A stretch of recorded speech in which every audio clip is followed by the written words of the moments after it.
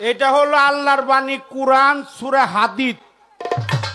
ওয়াল আওয়ালু ওয়াল আখিরু ওয়াল জাহেরু ওয়াল বাতিনু। আল্লাহ আওয়ালে আখেরে জাহেরে বাতনে সত্যতে তা দাভর কলি আদি অন্ত গোপন প্রকাশ ছিল আছে থাকবে। আমি জানতে চাই এই জাহেরি আল্লাহর নকশাটা কেমন, বর্তমানে আল্লাহ কোথায় আছে? তিনি আছে কোথায় আছে, আমরা তারে চিনুম কেমন করে? মারফতের জগতের লোকেরা আমি নাকি শুনছি অনুমান তারা কখনো বিশ্বাস করে না। তাহলে আপনারা বর্তমান করেন এই বর্তমানে আল্লাহর রূপটা কেমন, তার দেখতে কেমন, তার বাড়িঘর কোথায়, তার ঠিকানাটা কোথায়? আলো আলো কি ধরা যায়? কি ধরা যায়? বাল্ব, ঠিক কিনা? আর সেই বাল্ব ছাড়া কি আলো জ্বলবে? কথা বলেন। একটা আল্লাহর নূর, এটা আকার ধারণ নাই, আলো। ওই আলো যখন কারো মধ্যে দাঁড়ায়, ওই আলো যদি কারো মধ্যে ধরা পড়ে, ওই নূর যখন কারো মধ্যে অবতীর্ণ হয়, তখন তার নাম হয় মুহাম্মাদুর রাসূলুল্লাহ সাল্লাল্লাহু আলাইহি ওয়াসাল্লাম। কি নাম হয়? মুহাম্মাদুর রাসূলুল্লাহ। ওই নূর যখন কারো মধ্যে আকার হয়, নাম হয় ইয়াদুল্লাহ। ওই নূর যখন কারো মধ্যে আকার হয়, নাম হয় ওয়াজহুল্লাহ। ওই নূর যখন কারো মধ্যে আকার হয়, নাম হয় মুর্শিদ। ওই নূর যখন কারো মধ্যে আকার হয়, তখন তার নাম হয় ওলি। আমারে শেরেকের ফতোয়া দিয়ে না, আল্লাহর কোরআনে দেন গে। আমি কোরআনের বাইরে বলছি? হ্যাঁ, আচ্ছা আল্লাহর কি হাত আছে? আছে। আমি 21টা সূরা দেখাবো, 21টা সূরার মধ্যে 21 আয়াত দেখাবো আল্লাহর আকার আছে ইনশাআল্লাহ। 21টা সূরার 21টা আয়াত আমি এখানে পড়ে পড়ে শোনাইতে পারবো ইনশাআল্লাহ। আকার আছে, কিন্তু আমাকে মতো নয়।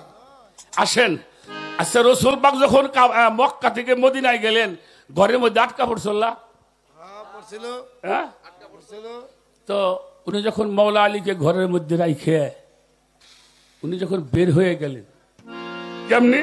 আল্লাহ বলল, হাবিব আপনি এক মুষ্টি ধুলি হাতে নেন, এবার ধুলাটা ছিটিয়ে দেন। দিছে না? দিছে। চলে গেছে। উনারে কেউ দেখছে না। উনি দেখে নাই? কে? অবশ্যই দেখছে। দেখে নাই? আচ্ছা, এবার আল্লাহ বলেন কি, দোস্ত ওই ধুলে তুমি চেঙ্গা দেও নাই, ওইটা আমার হাত দিয়ে চেঙ্গা দিছিলাম। সুবহানাল্লাহ। এই দেখো আল্লাহর হাত কোহনে, এই যে শুরু হইল দেখা। আল্লাহর কুদরতি হাত, কুদরতি পাও, বুঝো না? আল্লাহর ওলি গো হাত, আল্লাহর ওলি গো পাও, দিলে কুদরতি পাও। জি, আমি ভুল বললাম? যখন বায়াত হলো মানুষ, সূরা ফাত্তার প্রথম রুকুর 10 নম্বর আয়াত, ইন্নাল্লাযীনা ইউবায়ুনাকা ইউবায়ুনাল্লাহি ইন্নামা ইয়াদুল্লাহি ফাওকা আইদিহিম। হে আমার হাবিব, হে আমার রাসূল, ওদেরকে বলে দিন যারা আপনার হাতের মধ্যে হাত দিয়ে শপথ গ্রহণ করছে। কি করছে? আনুগত্য স্বীকার করছে। কি করে? আনুগত্য স্বীকার করছে। কি করে? যারা আপনার হাতের উপরে, হাতের মধ্যে হাত দিয়ে বায়াত হচ্ছে, আত্মসমর্পণ করছে। ইয়াদুল্লাহ মানে হাত, ফাওকাই দিহিম মানে উপরে। এবার যাদের হাতের উপরে আপনার হাত, যাদের হাতের উপরে আপনার হাত, বলে দেন ওটা আপনার হাত না, ওইটা আমি স্বয়ং আল্লাহর হাত। সুবহানাল্লাহ। এজন্য মুরশিদ আমা ইউদুলেল ফালান তাজিদ আলহম ওলিয়াম মুর্শিদা। আল্লাহ যখন আকার হয় তখন মুর্শিদ নাম হয়। আল্লাহ যখন কারোর মধ্যে ধরা পড়ে, আল্লাহ যখন কারোর মধ্যে ঢুকে যায়, তখন তার নাম হয় অলি, অলিউল্লাহ, লুল্লাহ, অলি আল্লাহ। ওইটার পায়ের মধ্যে শুনে দোয়া, ওটা আল্লাহর পায়ের মধ্যে শুনে দোয়া। সুবহানাল্লাহ। এর রাগ পরে গাই, গায়ে নেই আগে। আমার কথায় বিরক্ত হন নাকি? এটা কানে পানি দিয়ে গেলাম। আমরা দুইটা পাথর, উনি এটা পাথর, আমি এটা পাথর। পাথরে পাথরে বাদ দিলে কি হয়? ঘর্ষণ, আগুন এই আগুন জ্বলে, আগুনটা আপনারা নিয়ে যাবেন। আলহামদুলিল্লাহ, আলহামদুলিল্লাহ। আমি শুধু গান গাই না, গানটা আমার সাধনার জিনিস। আরে আমার গান শুনে যদি কারো হেদায়েত না হয়, তার কপালে হেদায়েত জুড়া কঠিন আছে। ইনশাআল্লাহ হাবেটা আস্তে রাখেন, ওটা উত্তর আমি দিব আপনার কথা কই না, আমার সব মনে আছে, এটা ফয়সালা করে নি। আসেন, আল্লাহর অলিগণ, আচ্ছা আল্লাহ কি মরে? আল্লাহরে মরা খাওয়া যাবে? আল্লাহর অলিরে কি মরা খাওয়া যাবে?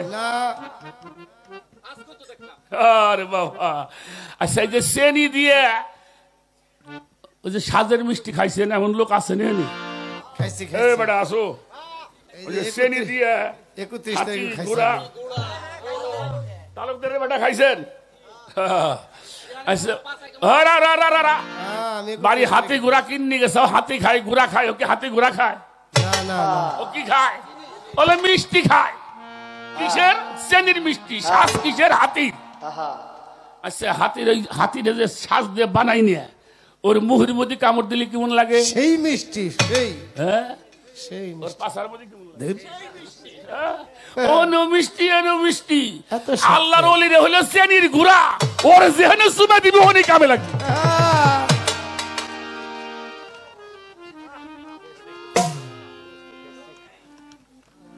জালালউদ্দিন রুমি বলেছে, ও মানুষ, তুমি যদি আল্লাহর নৈকট্য লাভ করতে চাও,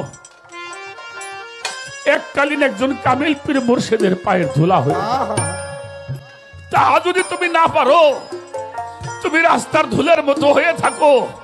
ওই রাস্তা দিয়ে যদি আমার খাজা বাবার মতো একজন মানুষ, আমার ভান্ডারির মতো একজন মানুষ, একজন আল্লাহর ওলি যদি হেঁটে যায়, যার পাদ স্পর্শে তোমার এই মানব জীবনটাই ধন্য হয়ে যায়। আল্লাহ বাজান, আরে সুবহানাল্লাহ। বাবা বেজাল করো না, শোনা, কতটুক সময়ের জন্য দুনিয়াতে আসতে হয় তো বাহাদুরি করো। কতটুকু সময়ের জন্য আসছো? কতটুকু সময় নিয়ে আসছো? চোখ বুঝলেই দুনিয়া অন্ধকার। আমরা কারো সাথে ফ্যাসাদ সৃষ্টি করতে চাই না। আল্লাহর ওলিদেরকে মাটিতে খায় না মিয়া, তার দেহ মাটিতে খাবে, মাটির এমন শক্তি নাই। আচ্ছা কোরআনের উপরে কারো মাতবাড়ি করার কায়দা আছে? না না হ্যাঁ? আপনারা সূরা নিসার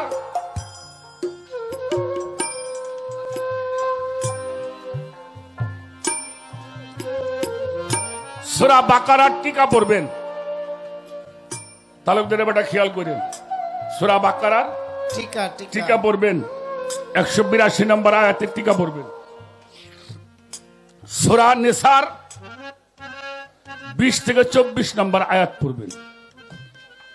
কোন মানুষ হতে পারে একজন সংসারের মানুষ, হতে পারে একজন মাতব্বর, হতে পারে কোন পীর, হতে পারে কোন জ্ঞানী লোক, সে যদি ওসিয়ত করে যায়, সে যদি কারো প্রতি ওসিয়ত করে যায়, ওই ওসিয়ত পালন করা তার বংশের জন্য ফরজ। যদি বলে যায় আমার এই সম্পত্তিটা মাদ্রাসায় দিবা, আপনি কি করলেন? ওটা দিবেন না, আপনার ভাগে নিবেন, হবে না না হ্যাঁ? আগে হলে ওসিয়ত মানতে হবে, দলিলের প্রথম হলে ওসিয়ত করা। কোন পীর ওলি বা কোন একজন সাধারণ মানুষ বা একজন সংসারী মানুষ যে ওসিয়তটা করে যাবে, তার বংশের দায়িত্ব হলো সেই ওসিয়ত পালন করা। আসেন, আমাদের মাছ ভান্ডার দরবার শরীফে কোন আওলাদ যদি ওফাত হয়, তাদেরকে ঢোল নগর বাজাইয়ে জানাজা দেওয়া হয় কিনা? অবশ্যই হয়। আমাকে পাশে একটা দরবার আছে, সুরেশ্বর দরবার, এখন পর্যন্ত হয়। সে দরবারেও যদি কোন আওলাদ ওফাত হয়, সেখানে ঢোল নগর বাজাইয়ে তাদের নিয়ম অনুযায়ী ওসিয়ত করে। এটা তাদের বংশের ওসিয়ত আছে। আচ্ছা আমরা দিলি পারে ঝামেলা, এই যে মুক্তিযোদ্ধা যে মারা যায়,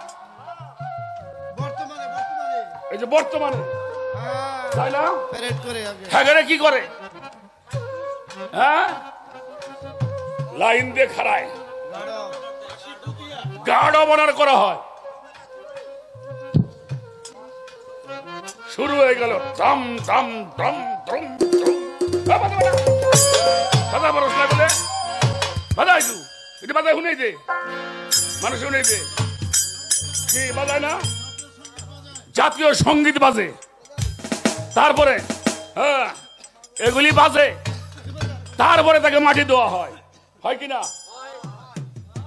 আচ্ছা আমরা না পীর মুর্শিদরা না একটু আমাকে মতো করলামই আমার পাপের জন্য আমি বুক বানি এই যে রাষ্ট্রীয়ভাবে রাষ্ট্রের বড় বড় রাষ্ট্রপতি মারা গেলে কোন মন্ত্রী কোন মুক্তিযোদ্ধা হ্যাঁ ফাতোয়াটা ওখানে দেও গে তাহলে বুঝবেন তুমি বাপের বেটা আমরা কাউরে কিছু কই না আমার জুত পয়সা হচ্ছে হাবেটা বোঝো নাই কে মিয়া খাজাও আবার দরবারে যাও যদি চিস্তিয়া তরিকার লোক হও নিজামুদ্দিন আউলিয়া বলছিল আমি যখন উফাদ হয়ে যাব আমার জানাজাকে যেন কাওয়ালি গান হয়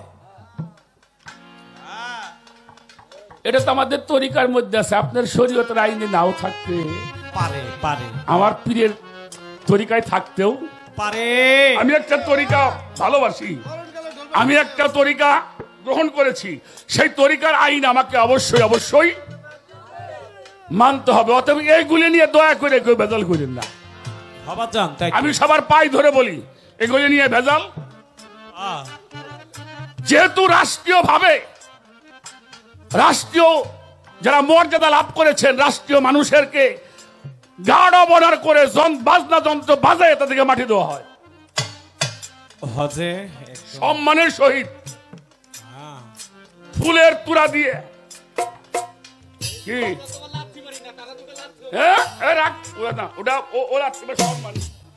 ওটা স্যালুট দেওয়া হয় তাই না তো সেখানে যন্ত্রপাতি বাজানো হয় সেটার মধ্যে কোনো ঝামেলা নাই আমরা পীর ফকির ভাই হারা বছর ধরে গান বাজনা করলাম আমি আবুল সরকার আমি কইছি আমি আমার সওয়ালটা নসিহত করছি কিরা কি কইলে তোমার দেহার নাই আমি জন্ম ভরে গান গাইছি পীর মুর্শিদ দরবারে আমি যখন মারা যাবো কেউ যদি জানাজা দেবে না আসে না আসলো তোরা যারা ভালোবাসোস আমার জানাজা আমি পড়ে থুইছি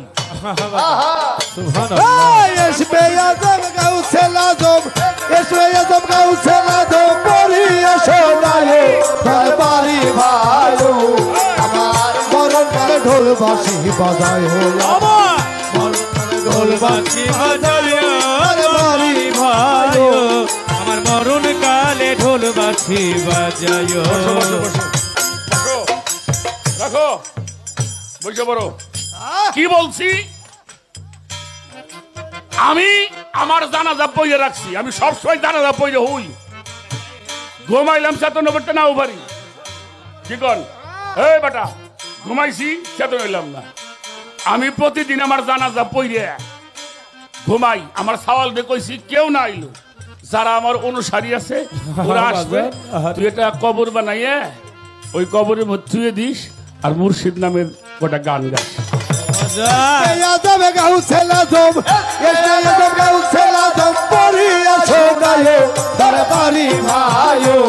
আমার মরণ কালে ঢোল বাঁশি বাজায় আবার মরণ কালে ঢোল বাঁশি বাজায় বাড়ি ভাই আমার মরণ কালে ঢোল বাঁশি এটা রমেশ চন্দ্র শীলের গান মাছ ভান্ডারি খারাপ খারাপ বাবা খারাপ খারাপ ওটা কথা কই হ্যাঁ আমি তো আর রশিদ সরকার না রে বাবা আমার একটা কথা শুনে দাও এই রমেশচন্দ্র শীল মানুষটা হিন্দু মানুষ ছিল খেয়াল করে শোনো আশেকের কাছে সব ধরা এই রমেশচন্দ্র শীল যখন মারা গেছিল তখন তো রেডিওতে 1 নাম্বার গীতিকার ছিল তখন ভান্ডারী গান লেখছে রমেশচন্দ্র শীল গফুর পাগলা গফুর হালি আব্দুল্লাহ শাহ এরা লিখছিলেন শত শত ভান্ডারী গান লিখছিল রমেশচন্দ্র যার গান আছে দেখবি নামের কত ফল গুরু নামের বিশ্বাস রেখে চল গুরু সূক্ষ্ম শান্ত রিক্ত মুক্ত অন্তিম কালের সম্বল উনি লিখছে গুরু মন্ত্র সর্ববাক্য সার গুরু বিশ্বাস করলে পরে হবি একাকার ভাবে সদ্গুরু মেলে নাই, যাহার পাগল রমেশ কয় তার জন্মটাই দিবে। এই রমেশ চন্দ্রশীল মারা গেলে পরে সারা দেশের মানুষ খবর পায় গেল রেডিওতে, হিন্দুরা ওনাকে পুরাবার জন্য লাকড়ি কাটছে। বাজান বাজান বাজান বাজান বাজান, তুমি কি আমার দিক তাকাবো? আমি তোমাকে উদ্দেশ্য করে কথাগুলি বলছি। তোমরা সমাজ পরিচালনা করো, এটা তোমাদের দায়িত্ব। তুমি বললাম বাজান মনে কষ্ট নিও না, আমি যারা ভালোবাসি তার তুমিই কই, যতবারে মানুষই হোক। হাজার মানুষ মাছ ভান্ডারের ভক্তরা গেছে, তরিকার ভাই মারা গেছে। তরিকার ভাই কি মনে করো? খাজা মঈনুদ্দিন চিশতি রহমতুল্লাহ আলাইহি, ওনার একজন গুরু ভাই 3 দিন হয়েছে বায়াত হয়েছে, 3 দিন আগে বায়াত হয়েছে। বায়াত হওয়ার 2 দিন পরে মুর্শেদ কেবলা চলে গেছে। 3 দিনের দিন সে ভক্ত মারা গেছে। ও কি জানছে? জানাজা করে সব মানুষ চলে গেছে, খাজা বাবা কবরের কাছে বসা। হুজুর চলেন যাই, কই তোমরা যাও আমি আসি। যাবেন না কেন? বললো তো শুধু বায়াত হইছে, গুরু কি তা তো আরো বোঝে নাই। ওরা যখন ফেরেশতা প্রশ্ন করবো তো পাগল হয়ে যাবে। ফেরেশতা জিজ্ঞেস করছে, প্রশ্ন করছে, আর উপরে বসে বসে খাজা বাবা উত্তর দিচ্ছে সুবহানাল্লাহ। এটা তো আল্লাহর ওলি। ফেরেশতারা বলছিল হুজুর প্রশ্ন করি মুর্দার কাছে, আপনি উত্তর দেন কেন? বলে তোমার তো তরিকার ভাই নাই, আমার তো তরিকার ভাই।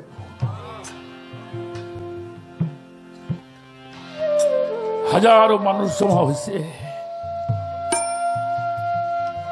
এসে দেখে রমেশকে পুরাবার জন্য লাকড়ি কাটছে। ভক্তরা কয় এই লাকড়ি কাটছো কেন? রমেশ পুরাম কেন? বলে আমাদের ধর্মে মানুষ পুরায়, হিন্দুরা মানুষ পুরায় না। ওরা কইলে না পুরান যাবে না, ও বান্ডারি গুলামি করছে, ওর তো গায়ে আগুন দেওয়া যাবে না, ও তো আমার তরিকার ভাই, ওরে পুরানো যাবে না। হিন্দুরা বললো জীবন দিব, ওরে নিতে দিব না। ওরা বললো আমরা জীবন দিয়ে দিব, তোরে পুরাইতে দিব না। ওর তরিকার ভাই। আপনি পৃথিবীতে যার সাথে মোহব্বত রাখবেন তার সাথে আপনার হাসর নাসর হবে। আল কোরআনে বলছে আল্লাহ, আমার যারা তরিকার ভাই তার সাথে তোমার হাসর হবে। যার সাথে হাসর হবে তার চাইতে আপন কিরা আছে। দুই পক্ষে অনার হয়ে গেল। চট্টগ্রাম খবর গেল, ডিসি আসলো, এসপি আসলেন, 2 জন বিচারক আসলেন, অনেক পুলিশ আসলো। দেখলে একটু পরে আসলে এখানে রক্তের বন্যা বয়ে যায়। ঘটনা শুনলেন, কি করা যায়? এর একটা সমাধান তো দিতে হবে। যিনি ম্যাজিস্ট্রেট সাহেব ছিলেন, মালিকের পক্ষ থেকে একটা রায় আসলো, শোনো হিন্দুরা ধর্মের মানুষ, রমেশকে অবশ্যই আগুন দিয়ে পোড়াতে হবে। এটাও যেমন সত্য, ওরা তরিকার ভাই দাবি করছে ওটাও সত্য। তোমরা যদি আগে পোড়াও তাহলে তার মাটি দেওয়া যাবে না। যাবে? তোমরা একটু ধৈর্য ধরো, 2 ঘন্টা। ওরা যারা তরিকার ভাইয়েরা আসছে, এই মাঠের মধ্যে একটি কবর কেটে জানাজা করবে, গোসল করাবে, মাটি মঞ্জিল করবে। 2 ঘন্টা পরে তোমরা উঠাইয়ে নিয়ে যাবা, পুরাই ফেলবা।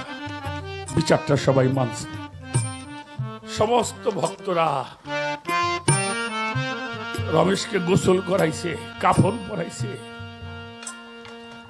এরপরে মাটি দিছে, মাটি দিয়ে জানাজা করছে। জানাজা করে ওরা বসে রয়েছে। একটু পরে আমার বাইরে ওরা উঠাইয়ে পুরাবো, কেমনে করে পুরাই দেখবো। কিছু কিছু পাগল থাকে এই ভারত, ওরা কিছুই বোঝে না। ওরা সেজদার মধ্যে পড়ে মাথা ঠুকায় আর কহে মালিক এই ভান্ডারি তুই থাকতে রবে, সে আগুন ধরলে তোর নামের কলঙ্ক হয়ে যাবে। দেখতে দেখতে 2 ঘন্টা পার হয়ে গেছে। হিন্দুরা যে কবরের মাটি সরাইছে, তালাই সরাইছে, ডাউট সরাইছে। ডাউট খুলে দেখে কবরের মধ্যে কোনো মানুষ নেই, একটা গোলাপের ফুল পড়ে আছে। ওরে তোরে না দেখলে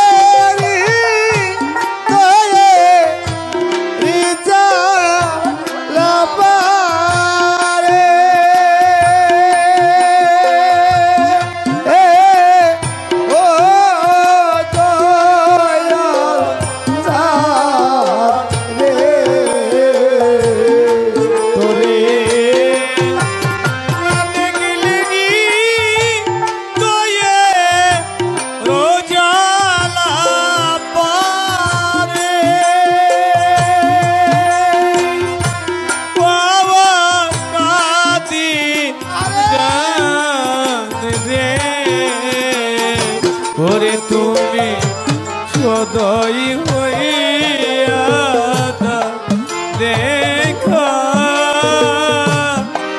ও মুর্শিদ আমাদের।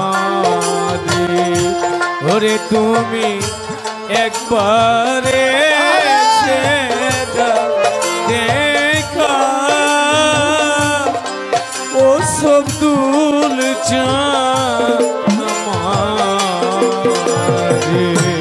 ওরে তোরে না দেখলে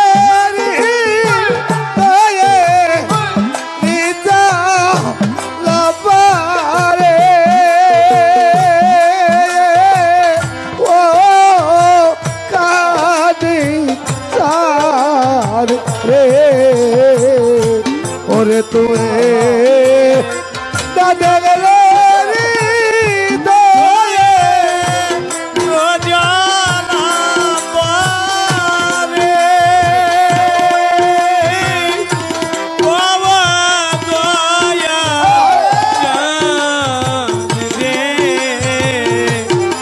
তুমি সদয় হইয়া দেখা ও মুর্শিদ আমাদের। ওরে তুমি একবারে সে দেখা ও মুর্শিদ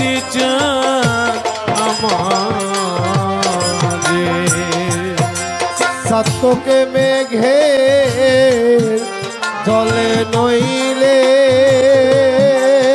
ও চাত খায় না পানি খালে সাতক যেমন জলে নইলে ওরে চাতক পানি খালে সাতক মেঘে জলে নইলে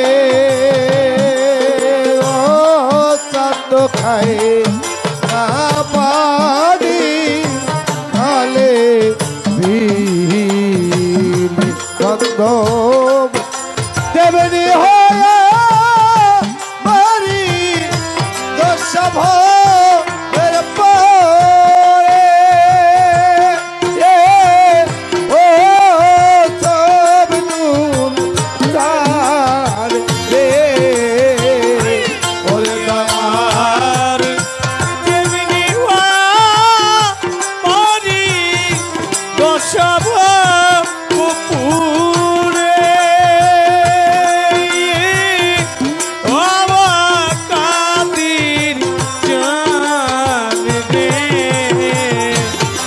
দয়াল তেমনি হয়ে বাড়ি দশভ বের পরে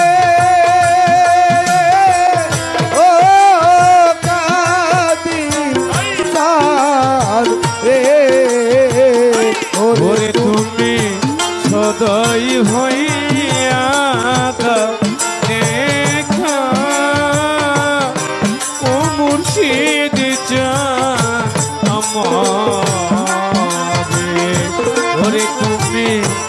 একবারে সে দেখো ও কালা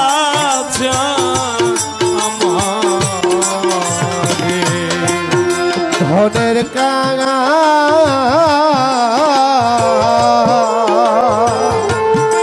নয়তো আমি কাদির চান বাবানি ধনী আর ধন গো ধনের কাঙা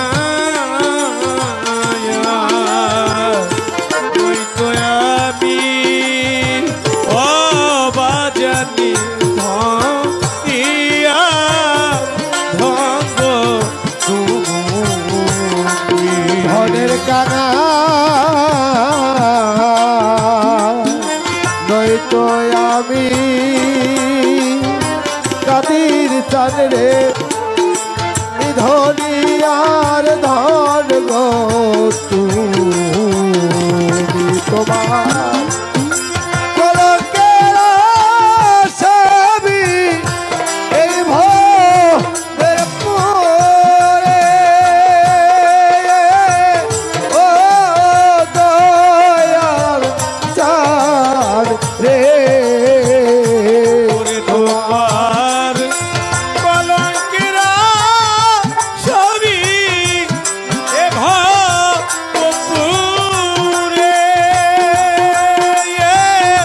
বাবা কাদির চাঁদ রে ওরে তোমার কলঙ্কের ছবি এই ভোরে ও সবদুল চাঁদ রে ওরে তুমি সদয় হইয়া দেখা ও মুর্শিদ আমারে ওরে তুমি একবারে সেদা দেখা ও সতুল চা আমারে গুরু শিষ্যের একজন ভক্ত তার পীরের বাক্য রক্ষা করাই হলো তার কাজ।